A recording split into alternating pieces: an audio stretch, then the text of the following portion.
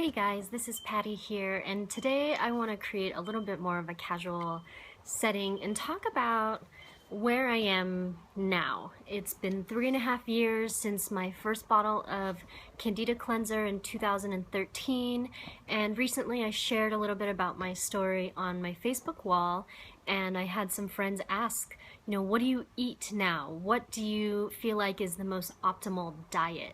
And so I'll address that here and also explain some of the ways that I still make sure I'm creating an environment that is not conducive to fungal candida. And so if I was to describe my diet today, I would a term that I could use is pegan, which was created by Dr. Mark Hyman, who I discovered his work after watching the documentary Fed Up that was produced in 2014 by Katie Couric. And Dr. Mark Hyman describes a diet that is paleo vegan-esque, because when we think of paleo, which I have also said that I eat paleo, some people think of a lot of meat, like a lot of meat, but it doesn't have to be a lot of meat. And actually, when you really eat paleo, and especially if you don't eat a lot of sugars, you stop craving so much food. You only eat until you're full. That's what I'm finding now in my body. So what that means is that I eat tons and tons of vegetables and squash and certain tubers like sweet potatoes, preferably the kinds that have more fiber in them, like Japanese sweet potatoes versus yams. I don't eat any white-fleshed or yellow-fleshed potatoes that are not sweet potatoes. I haven't really eaten beans for this whole time, the last 3.5 years, maybe a few bites here and there, but beans have something called phytic acid, and I just have no desire to eat any beans. I'd rather eat all my vegetables, my soups, my bone broth, my free-range chicken, my free-range eggs, grass-fed yogurts and sauerkraut, sometimes grass-fed bone broth, sometimes grass-fed meats or pasture-raised meats like grass-fed lamb. And really what happens now is my serving portions are much smaller. I might eat, a healthy portion of protein from animal in my dinner. And in the mornings, what I'm doing is sometimes I'm drinking like a butter or a ghee, fat, and coconut tea in the mornings. And I get several tablespoons of fat in for breakfast, and quality fats, organic, grass-fed, etc. And what that's doing is that has helped my body shift into burning fat for energy versus requiring sugar, which is a really short-term kind of fuel. So now my energy levels are much better than they've ever been. My physical body is capable of so many more things than I've ever been. I have more muscle mass. I'm the leanest that I have been, but also muscular. So a lot of things that are happening right now, the way that I feel in my body, are ways that I used to only dream of, literally, that I used to only dream that I could look and feel this good. When I look at my stomach in the mirror today, I'm so happy because I don't feel like I'm suffering to get there. I don't feel like I'm deprived at all. Now, I will say that, I do eat berries. I eat all the berries that I want, but I find that I don't even crave them every day. I will eat seasonal fruit, but I will make sure to look up how much sugar is in them, and I will make sure that with all the sugars that I eat that day, I'm staying under 25 grams a day, which is actually the amount of sugar on average that a woman can process, that a woman's liver can process in one day. Again, I highly recommend this film called Fed Up from 2014. And for men, it's about 37 grams a day, up to 37 grams a day. It depending on your body mass, etc. So, you know, this whole process taught me that I was massively over consuming sugar and that I was actually really, really addicted to sugar.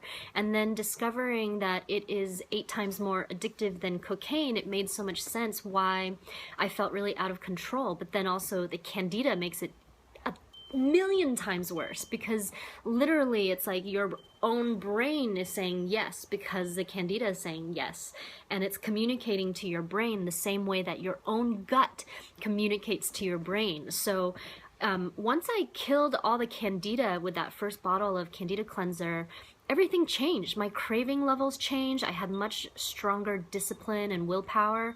And I do have to say though, you know, Candida Cleanser is not a vaccination.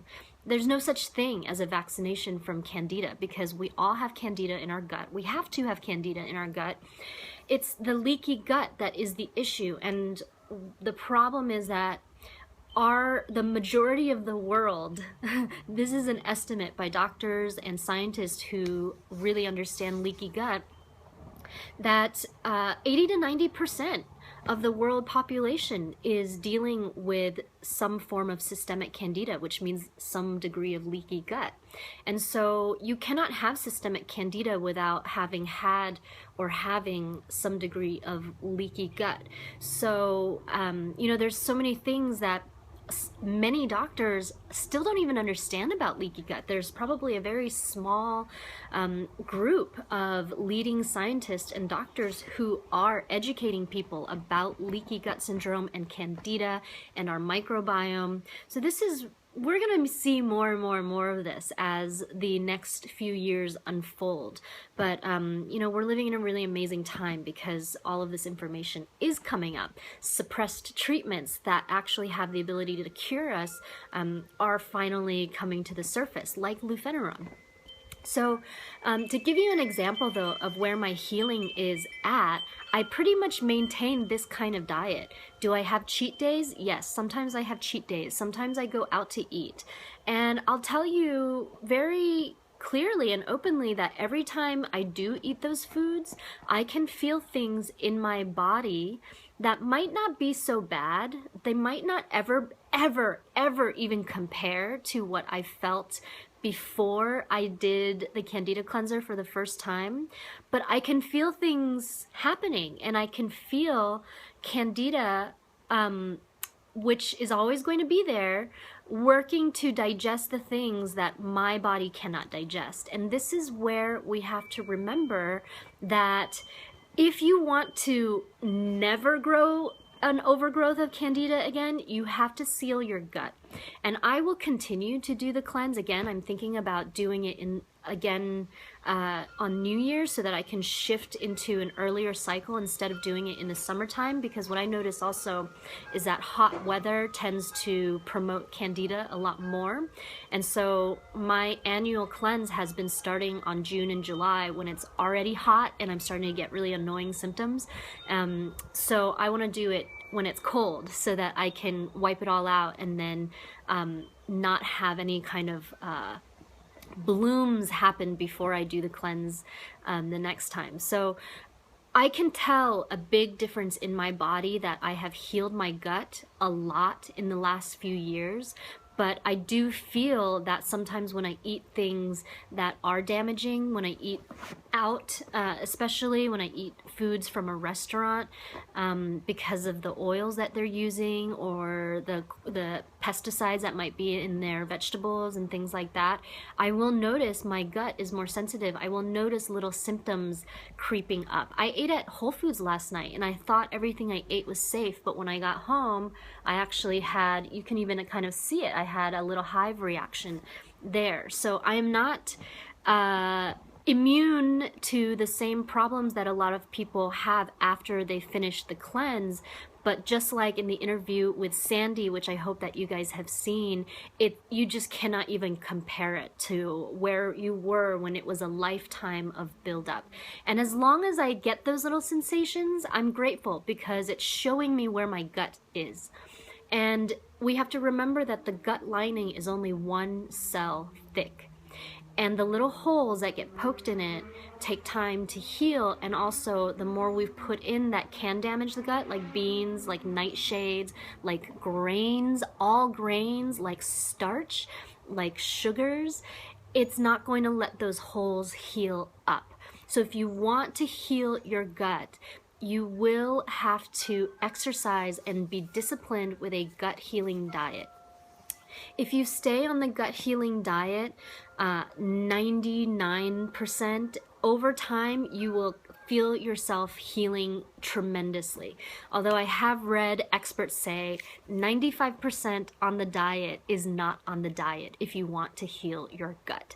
Now, does everybody have these same issues? No. And that's why over these next few months, I'm going to be doing more interviews with people who have taken the cleanse, some who have had different degrees of health issues before they started. So you're going to get a better picture of what your journey might be like. But I can guarantee you that once you get past that initial die-off, if you remember Sandy's video where she said those first 5 days were really intense, but then she started to feel clarity in ways that she had not in years and years and years and years, going from feeling like a 90-year-old woman to coming back to a youthful 38 and feeling better and looking better and having more energy than she has had in years, having been diagnosed with chronic diseases that doctors could not figure out, but in 45 days her pain is all gone. So if you have any doubts still that this works to destroy systemic candida, I hope that these videos are beginning to help you remove those doubts. Now, if whether or not you are ready to commit to yourself to the degree that you will also do a healing diet if you need it, right? If you need it. And if you have been suffering for years from certain conditions and health issues for years, then you may have to humble yourself to the fact that you might have to follow a certain diet, right? And give up some of those pleasures.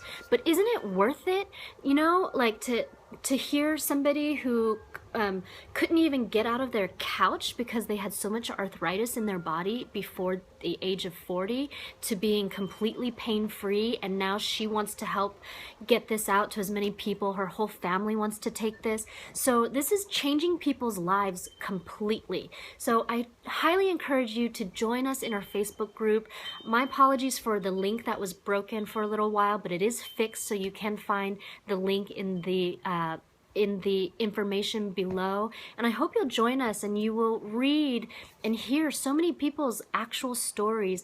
And then also we help to kind of shatter some of the negative press that is on the internet from these other people who are selling their own products, people who are now no longer in business because they were not running an ethical business, who tried to bash Candida Cleanser. And this is the world we live in today. We have to deal with the repercussions of being an internet-based business, but the reason why it has to be is because of the way that this treatment was actually suppressed from us. So, you know, most of the people who are finding this have suffered long enough. They have nothing left to lose. Their doctors have not been able to help them. So a lot of these people are realizing that maybe the system hasn't really been serving our best interest. And if you watch all of the videos in this series, you will get all of the information about where this treatment came from, why it wasn't available, why it's now being shipped out of Thailand, which actually is the resort capital of the world, you guys, the healing resort capital of the world. It's based there because the people who created it are helping people heal in person in Thailand, where people go there to heal drug addiction, to lose weight, to do all kinds of things. So the misinformation that you find on the internet, let's just kind of destroy all of those inaccurate reportings, not scientific based.